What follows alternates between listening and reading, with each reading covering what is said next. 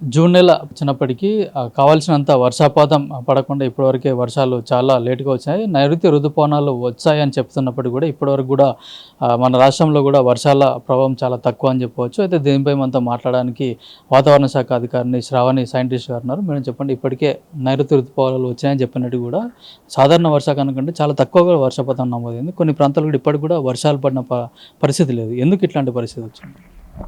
దాదాపుగా చూసుకున్నట్లయితే మనకి జూన్ 10వ తేదీనే మనకి దక్షిణ తెలంగాణ జిల్లాల్లో ప్రవేశించడం జరిగింది. తరువాత నుంచి కొద్దిగా ఋతుపవనాలు మందకొడిగా సాగుతూ ఉన్నాయి. దాదాపుగా ఇప్పుడు మనం చూసుకున్నట్లయితే కొద్దిగా మాన్సూన్ సర్క్యులేషన్ అనేది వీక్గా ఉంది. మాన్సూన్ సర్క్యులేషన్తో పాటుగా ఒక ఎన్లీనో కూడా ఒక ఫ్యాక్టర్గా చెప్పచ్చు. అంటే ప్రస్తుతానికి ఇంకా ఎన్లీనో ఏర్పడలేదు. ఎన్సో సదరన్ ఆసిలేషన్ కొద్దిగా వార్మింగ్గా ఉన్నది. అలాగే ప్రపంచ దీనిలో కూడా చూసుకున్నట్లయితే ఈస్ట్ పెసిఫిక్ ఓషన్లో ఏర్పడిన ఈ వార్మి యొక్క ప్రభావం, దీంతో పాటుగా ఐఓడి కూడా కొంచెం తటస్థంగా ఉండడం వల్ల, అంటే దక్షిణ హిందూ మహాసముద్రంలోని కొద్దిగా తటస్థంగా ఉండడం వల్ల కూడా ఋతుపవనాలు కొద్దిగా వీక్గా మందకొడిగా కొనసాగుతూ ఉన్నాయన్నమాట. ఈ కొనసాగుతున్న దీనిలోని దాదాపుగా మహారాష్ట్రతో పాటుగా తెలంగాణలో కూడా మధ్య తెలంగాణ వరకు, అంటే హైదరాబాద్, కొత్తగూడెం వరకు కూడా ఋతుపవనాలు జరగడం జరిగింది. కానీ తర్వాత నుంచి కొద్దిగా మందకొడిగా సాగుతూ ఉన్నాయి. ఏదైతే వర్షపాతం నమోదవుతుందో ఇప్పుడంతా దక్షిణ తెలంగాణ జిల్లాల్లోనే మనకి వర్షపాతం నమోదవుతూ వస్తుందండి. గత సంవత్సరంతో పోలిస్తే ఇప్పటివరకు ఎంత వర్షపాతం తక్కువగా నమోదైంది దగ్గర? దాదాపుగా మనకి సాధారణంగా చూసుకున్నట్లయితే మొత్తం రాష్ట్రం మీదుగా సాధారణ వర్షపాతమే నమోదవుతుంది. కానీ ఇప్పటికీ ఇంకా 10 నుంచి 13 జిల్లాలు ఇంకా డెఫిషియెంట్లోనే ఉన్నాయి. 1-2 జిల్లాలు ఇంకా లార్జ్ డెఫిషియెంట్, అంటే పూర్తిగా కొద్దిగా డెఫిషియెంట్ కండిషన్స్లో కూడా ఉన్నాయన్నమాట. ఒక 6 జిల్లాల వరకు కూడా మనకి సఫిషియెంట్గా నార్మల్ నుంచి ఎక్సెస్లో ఉన్నాయన్నమాట. అంటే పూర్తిగా ఎప్పటివరకు విస్తరించే అవకాశం ఉంది? అంటే మనకు వర్షపాతం లాస్ట్ ఇయర్ లాగానే ఉంటుంది, ఏమైనా తక్కువ పడే అవకాశం ఉంటుందా? ఇప్పుడు చూసుకున్నట్లయితే మనకి జూన్ నెలాఖరులో, అంటే 22, 23, అలాగే 26, 27లో మనకి పూర్తిగా విస్తరించే అవకాశం అయితే కనిపిస్తుంది. ఈ సంవత్సరం చూసుకున్నట్లయితే జూన్ కొద్దిగా అయినా ఆగస్టులో కొంచెం బ్రేక్స్ వచ్చే అవకాశం ఉంది. మొత్తానికి తెలంగాణ వరకు చూసుకుంటే మాత్రం సాధారణ వర్షపాతం నమోదే అవకాశం ఉంది. కానీ ఎగువ రాష్ట్రాలైన మహారాష్ట్ర కానీ మిగతా మనకి మాన్సూన్ కోర్ జోన్ మాత్రం సాధారణం కంటే తక్కువగా నమోదే అవకాశం అయితే కనిపిస్తుంది. అంటే ఢిల్లీలో వచ్చే ప్రభావం ఉంది, కరువు పరిస్థితులకు వస్తాయని చెప్పేసి కూడా అంటున్నారు. ఇది ఎంతవరకు మన దేశం పైన ప్రభావం చూపిస్తే తెలంగాణ పైన ఎట్లాంటి ప్రభావం ఉంటుంది? దేశం మీద కొంచెం చూపించే అవకాశం అయితే ఉంది. ఏదైతే monsoon core zone Maharashtra, Madhya Pradesh, Telangana, అలాగే గుజరాత్, రాజస్థాన్ ఈ ఏరియాస్లోని మనకి కొద్దిగా వర్షపాతం తగ్గే అవకాశం ఉన్నందున తెలంగాణ వరకు చూసుకున్నట్లయితే మన రాష్ట్రం వరకు కొంచెం సాధారణ వర్షపాతం నమోదే అవకాశం ఉంది. మిగతా రాష్ట్రాల్లో కొద్దిగా కరువు ఏర్పడే అవకాశం అయితే కనిపిస్తూ ఉంది. ఇది మొత్తం నైరుతి ఋతుపవనాల వర్షపాతం మీద కూడా ప్రభావం చూపించే అవకాశం ఉంది. ఎల్నినో అంటే ఏంటి? ఎన్ని సంవత్సరాలకు ఒకసారి వస్తుంది? ఏమన్నా అంటే గ్లోబల్ వార్మింగ్ కూడా దీనికి ఏమన్నా కారణం అవుతుందా? ఎల్నినో అంటే పసిఫిక్ మహాసముద్రంలో ఏర్పడే ఒక వేడిమి, అంటే ఒక వార్మింగ్ రీజియన్ జోన్ అనమాట. పసిఫిక్ మహాసముద్రంలోని మనకి పెరు కోస్ట్ దగ్గర ఈ వార్మింగ్ అని ఏర్పడడం వల్ల మొత్తం ఇప్పటి వరకు ఉండే గ్లోబల్ విండ్ ప్యాటర్న్ అనేది చేంజ్ అవుతుంది. దానివల్ల అధిక వర్షపాతం అనేది పెరు, ఈ సౌత్ అమెరికన్ ప్రదేశాల్లో ఉండడము, అలాగే తక్కువ వర్షపాతం ఆస్ట్రేలియాలో నమోదవుతూ ఉండడం, దానికి సమాంతర ప్రదేశాల్లో కూడా తక్కువ వర్షపాతం నమోదవడం జరుగుతూ ఉంటుంది అనమాట.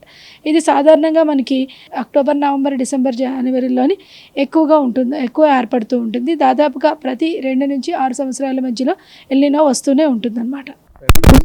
ఎల్నినో వచ్చిన వర్షాలు తగ్గుతాయని చెప్తున్నారు. దీన్ని ఆధారంగా తీసుకొని ఇప్పుడు రైతులు కూడా ఎట్లాంటి పంటలు వేస్తే బాగుంటుంది? అంటే ఎల్నినో ఒకటే కారణం అని చెప్పక్కర్లేదు. మనకి నైరుతి ఋతుపవన కాలం అనేది మనకి మేజర్ రెయిన్ఫాల్ సీజన్.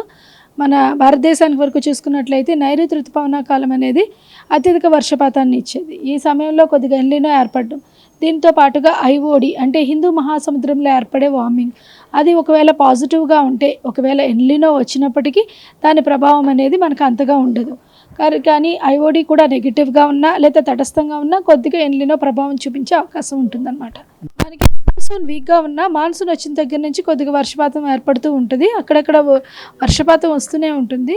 దానివల్ల ఉష్ణోగ్రతలు అయితే తగ్గుతాయి. కాకపోతే ప్రస్తుతానికి ఇంకా వీక్ మాన్సూన్ సర్క్యులేషన్ ఉండడం వల్ల పూర్తిగా మనకి ఋతుపవనాలు ఇంకా రాకపోవడం వల్ల కొద్దిగా ఉత్తర తెలంగాణ జిల్లాల్లోనే అక్కడక్కడ మనకి వేడిమి గాలులు కూడా వీస్తూ ఉన్నాయన్నమాట. ఇప్పుడు భూగర్భ జలాలు కూడా తెలంగాణలో వరి పండిస్తుంటారు కదా, అది కాకుండా ఆల్టర్నేటివ్ పంటలు ఏదేస్తే బాగుంటుంది?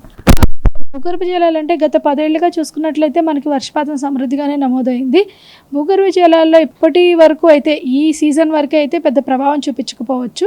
కానీ ఎల్నినో కానీ ఇంకా కంటిన్యూ అయ్యి మనకి డిసెంబర్లో అయితే మనకి సమ్మర్లో ఎఫెక్ట్ అయ్యే అవకాశం అయితే ఉంటుంది. అప్పుడు నెక్స్ట్ సమ్మర్కి ఎఫెక్ట్ అయ్యే అవకాశం ఉంటుంది, కానీ ఇప్పటి వరకు అయితే పెద్దగా ప్రభావం అయితే ఉండదు. కానీ ఈ వర్షాధార ప్రభావ భూములు కానీ లేదంటే వర్షాభావ పరిస్థితుల్లో అంటే తక్కువ వర్షపాతం నమోదవకుండా వర్షాధార పంటలు అయితే ఏమైతే ఉంటాయో అవి మాత్రం కొంచెం గమనించుకోవాలి. ముఖ్యంగా మనకి బోర్లు బావులు ఎన్ని ఉంటే మాత్రం వరి వరకు వెళ్ళొచ్చు. అటువంటివి లేని పరిస్థితిలో ఉన్నట్లయితే వర్షం మీద ఆధారపడినట్టయితే కొద్దిగా వరి కానీ పత్తి కానీ అలాగే సోయాబీన్ కానీ వేయకుండా ఉండడమే అనేది కొంచెం మంచిది. అంతర పంటలైన కందులు మినుములు పెసలు కానీ ఇలాంటివి తీసుకోవడం వల్ల ఏమవుతుందంటే తక్కువ వర్షపాతాన్ని తట్టుకుంటాయి, అంటే అలాగే కరువు కరువు తట్టుకుంటాయి. అలాగే మనకి కొద్ది రోజులు అంటే త్వరగా కూడా క్రాప్ని ఇస్తాయి కాబట్టి ఆ దిశగా వెళ్ళడం అనేది మంచిదన్నమాట. ఇప్పుడు మనం జూన్ జూలైలో కూడా వర్షాలు పడే అవకాశం ఉందా? మనకి జూన్ 22, 23 కూడా మంచి వర్షం.